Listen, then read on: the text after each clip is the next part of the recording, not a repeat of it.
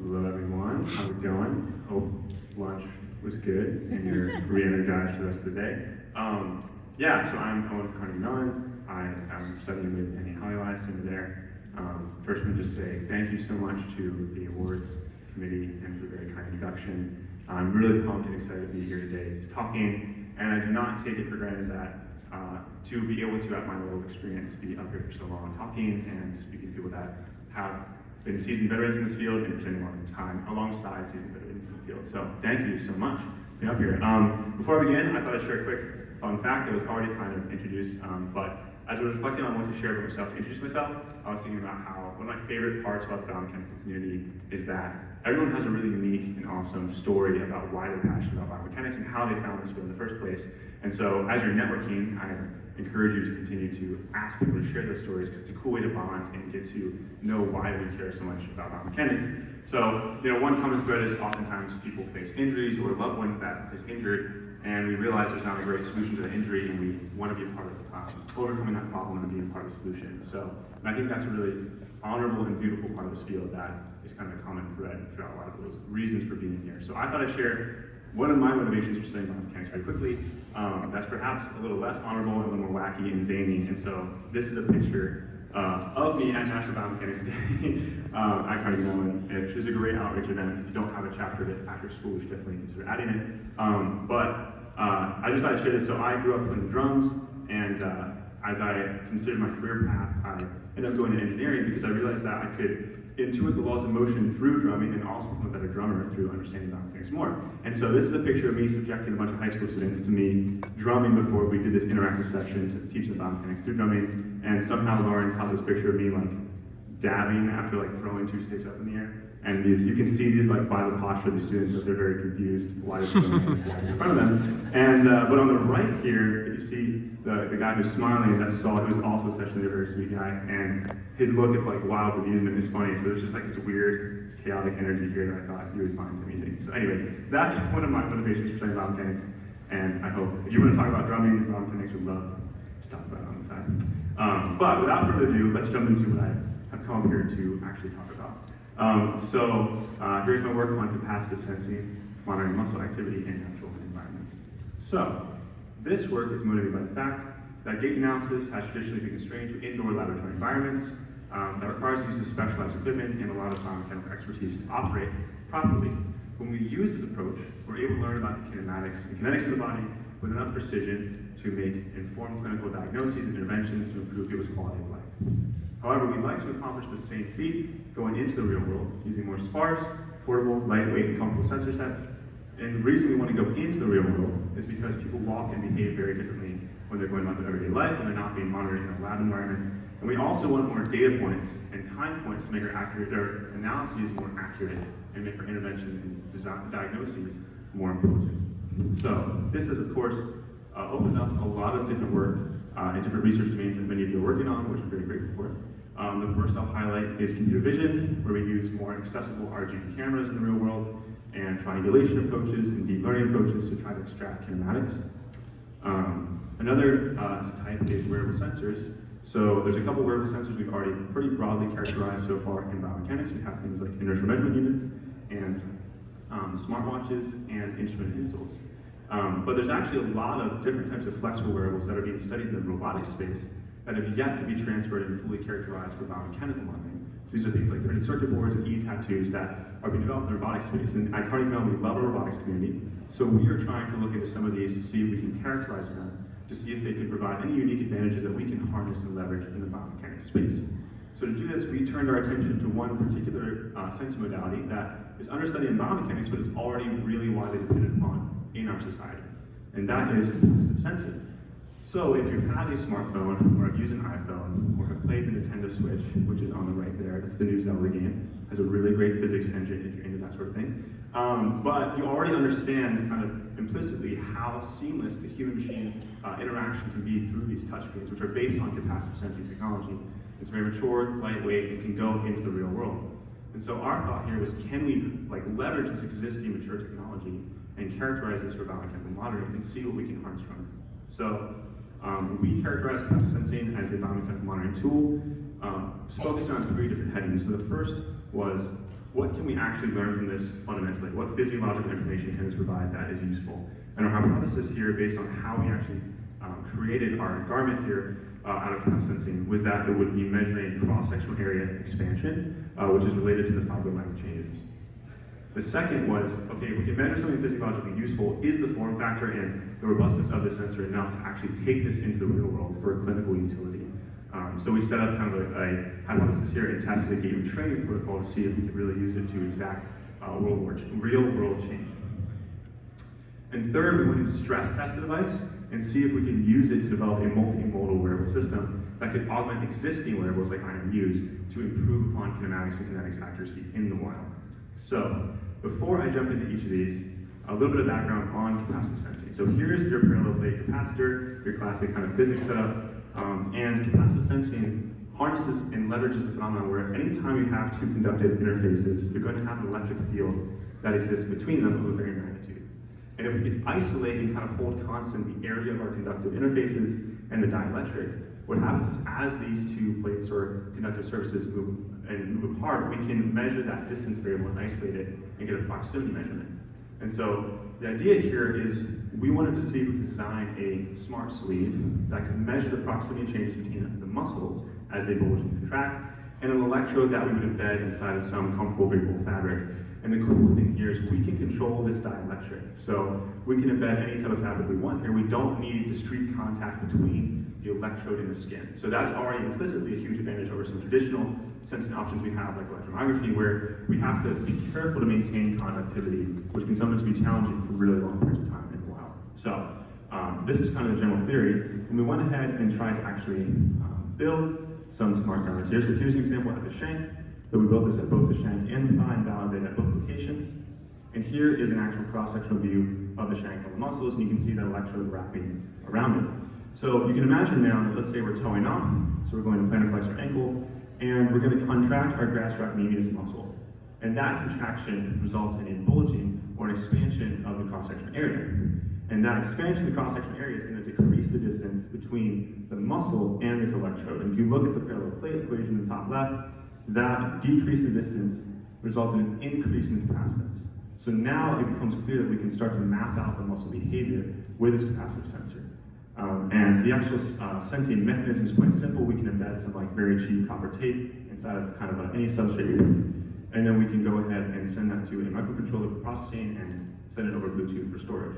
So now we have these cool capacitance profiles. This leads us to the first question, which is what are they actually telling us fundamentally? What good are they? Can we learn from them without having to hopefully use any machine learning on top of it? And so our first hypothesis, again, because of how we built the sensor, is that it's measuring this cross-sectional area expansion. So we went into a gate lab, and we went ahead and tried to validate the system. So on the right side are some profiles at the thigh and the shank, and we can then take some of our optical reflected markers and go ahead and scale a musculoskeletal model in OpenSim. And from that musculoskeletal model, we can extract the muscle tendon unit lengths. And you can see that these lengths are already very closely associated and correlated with the capacitance signal. But we can go even further, and we can then calculate the composite muscle area changes of the relative muscles under the shank and thigh sleeve. And what happens there is we can actually explain almost all the variability of the capacitance signal from that information. So this is exciting. It seems like we're measuring something that is physiologically interpretable or useful. We of course wanted to check this against traditional measurements of muscle activity, things like EMG and simulations of muscle force. So here's an example of our shank profile over stance phase. This is pulled between subjects. Here's an EMG, and here are some simulations you might get if using OpenSim to predict muscle forces. And this is all normalized here. And so what you see is if you take the aggregate of the antagonist and agonist muscle pairings, that the resulting profiles are pretty highly associated. So this is pooled over multiple subjects, but if we do this within subject trials, we actually find that capacitance sensing signal is as correlated to the simulations of muscle force as the EMG signals. So this is cool because it shows that we're somewhere in this realm of kind of our traditional muscle activity measurements as far as how similar they are to one another. Finally, we want to make sure that these signals are actually generalizable to different participants. So we went ahead and recruited participants ranging from ages 19 to 76, and looked to see if this relationship between the capacitive sensing signal and the muscle area change got worse with different ages or BMIs. So in this case, a higher RMSD would mean that association is getting weaker. And And we also took MRIs of each of our participants to calculate their average muscle volumes, muscle development, resting fiber length, and fatty infiltration. And what we found was that there was no statistically significant trend, so there wasn't like a degradation in our ability to measure the cross-sectional area change with our sensor for different body types or different ages. So, to summarize this device, it seems like we're getting a signal that we can interpret, that we can actually utilize, and seems to be generalizable across different people, so that's exciting. This leads to the next question, which is it actually sensitive enough and robust enough to go into the real world? So, to test this, we did a test where we had participants modify the foot progression angle to a toe and gait, and we used a Sage Motion biofeedback device. And this toe and gait has been linked to lower knee adduction moments, which are thought to be associated with slower microcartilage degradation in DOA patients, so it's reduced pain and improved musculoskeletal function. And so what we did was we could then measure sensing signals, electromyography, and do our simulations, and do this indoors and outdoors, and see which one of these kind of muscle activity sensory paradigms is actually most sensitive to this gait modification. And so when we looked for that, using the same steps, we found that capacitive sensing was the most sensitive to monitoring compliance or adherence to our gait retraining protocol. So in this case, a higher arm speed for the same steps means it's detecting the most differences at the muscle level between the baseline and toe and gaits. So sensitivity is great, this is exciting, but then we also care about robustness. So we went ahead and did a long duration trial with both the capacitive sensor and EMG to look at electromechanical drift and see how that would affect our ability to monitor compliance. So we actually found that capacitive sensing had over an order of magnitude less drift than EMG, and actually EMG has so much drift that it would not have been able to monitor the compliance or the difference between the baseline and toe and gait in this instance. And we also looked at misplacement, so you can imagine if a participant is going to take this home and place it themselves, they might miss the location that they should ideally be placed in. And so if you misplace EMGs, as many of you probably know, the crosstalk is very potent very quickly, and so even with like a few centimeters of displacement, you couldn't actually detect adherence to this gait modification. But with capacitive sensing, it was actually robust dust replacement, and you could still monitor compliance and adherence. So, to summarize, this part is exciting because it seems like we have a way or a means to actually use this as a convenient form factor with the precision and reliability to potentially go into the real world and help affect real world change. So finally, the stress test. So we have these two muscle activity measurements. Which one is more complementary to existing variables like inertial measurement units? So you can imagine if you're trying to extract full body kinematics, you might, in the wild, and you only want to use wearable devices, you might go ahead and put some IMUs on top of the body. And there's a couple ways to resolve kinematics from IMUs. You could do control, you could use deep learning. One that's pretty stable is to use sensor fusion filters to get the orientations of the rigid bodies, and then use some like inverse kinematics type on top of that, like OpenSense, to go from those orientations to anatomical joint angles. So that's what we did for this part. Now, depending on how much accuracy you need, this might not be accurate enough, you might want to improve upon that. So let's say you could add an EMG sensor. So if you have neural excitations from EMG, you could try to track those excitations from the musculoskeletal model, and that can be formulated as a trajectory optimization problem. So to solve this problem, we used OpenSense and MoCo. Now, we were trying to do all of this as if it was really, truly wearable, so we didn't calibrate like our IMU models using marker-based motion capture, so the accuracies might look a little lower than you expect. We also used contact models, so we didn't have to provide instrument and force plate data. Now, however, you can imagine, because we have this capacitive sensor, we actually have another option. So we can go from the capacitive sensor with a low-order polynomial model and predict the muscle tendon unit lengths because they're so highly associated. And now we can actually, in our optimal control problem, track those lengths directly. And the reason this seems to be, we hypothesize this would be better than tracking EMG, is the muscle tendon unit lengths actually fully define the musculoskeletal model's kinematics. Whereas tracking the excitation signals is tracking control variables. So you have to do more differentiating, and you're trying to query the controls to see how that's going to affect the underlying kinematics of the model in the trajectory optimization problem. So we went ahead and tested this, and here's going to be some results. Okay, so on the left here is angle dorsiflexion, and then on the right we have the different angles at the hip to kind of give you a flavor of how these approaches are working throughout the body. And so if you use the IMU approach, you might get areas that look like this. So you might get some weird offsets and some slight variabilities in the shape, and depending on what analysis you're doing, it might not be sufficient for what you need. So you can add in EMGs, and when you do this, you might get some slight improvements. So here we saw some improvements at the hip in the rotational direction, but it didn't always add improvements here. And then we could try this with capacitive sensing. And what we found when we added capacitive sensing was that we actually got much more consistent improvements across all of our different degrees of freedom. And so this seems to be really exciting because it seems to show that potentially capacitive sensing could be a very unique and complementary sensing modality for particularly inertial measurement units. Again, because it's providing that more lower order state terms, whereas inertial measurement units are providing higher order state terms about your angular velocities and accelerations. So to quickly conclude and summarize, we're pretty pumped and excited about capacitive sensing for a few reasons. We've shown its potential utility for fundamental studies, so if we can learn about muscle bulging in a non-invasive way, potentially we can kind of move some of these muscle bulging studies from animal models that use fish or use salamanders or turkeys and start to apply this on the humans for longer duration trials, which could be cool. And maybe like, for instance, study like trail running or something that's a little more strenuous, a little more difficult to actually monitor.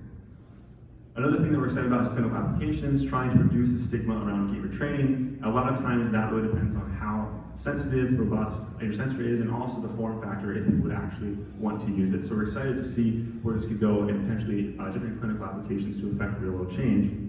And lastly, we're really excited to see how this can be integrated into multimodal wearable systems. And if we can learn about the kinematics and kinetics with a lot of accuracy in the real world, we could be putting this into the loop of, say, a device and try to provide better actuation for assisted devices, which could be really exciting. So that's what we're excited to see and maybe move forward in that direction as well. So we're really excited about capacitive sensing. I hope this kind of whet your appetite and made you a little more excited as well.